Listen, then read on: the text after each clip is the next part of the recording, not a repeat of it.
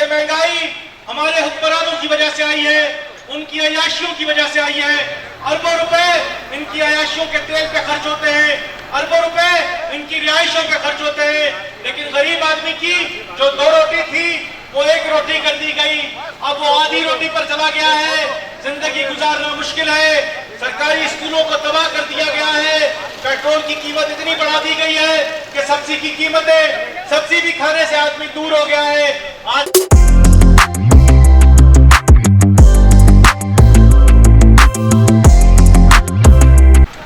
बिस्मिल्लाहिर्रहमानिर्रहीम।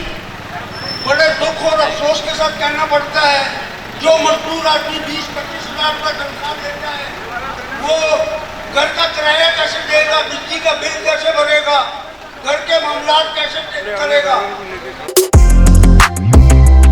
बिस्मिल्लाहिर्रहमानिर्रहीम। जमशेद भाई, दीगर लीडरान, कारकुनान, बच्चे भी नजर आ रहे हैं।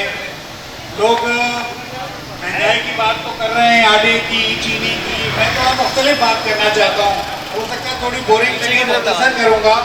कल मैंने IMF का जो मुज़ाकरात हो रहे हैं उसका तर्जुमा थोड़ा सा सुना है, तो उन्होंने कहा पाकिस्तान ने 2 लाख रुपए जिनकी तनख्वाह है उसके ऊपर वालों पर टैक्स लगाने को कहा है, लेकिन IMF ने कहा है कि हम आपको कर्जा तब देंगे जब आप गरीब आदमी की तनख्वाह पर टैक्स लगाएंगे, वरना कर्जा नहीं देंगे।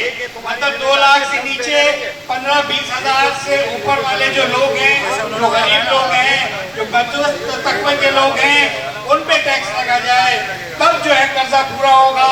वैसे मुझे माफ कीजिएगा, पता नहीं यहाँ कहना चाहिए कि नहीं, मोहतरम अपने काजी हुसैन अहमद साहब आज याद आते हैं।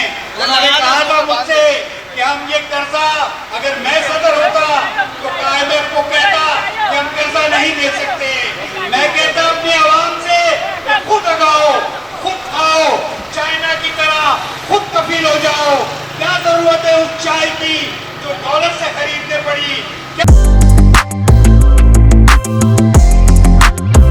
इस प्रेस क्लब पे ये मुतालबा करता हूँ कि महंगाई के खिलाफ जो हमारे हुक्मरान हमारे लिए गड्ढा खोद रही है, खुदारा अपने होश आवाज से देखें कि ये गड्ढा हमारे लिए नहीं अपने लिए खोद रहे हैं। कल को ऐसा ना हो कि ये कौम आपके लिए बाइसे मुसरत बन जाए और आपको कहना समझना ना पड़े कि यह क्या हो रहा है हमारे साथ। मैं फिर गुजारिश करूंगा हुक्मरान से कि भाई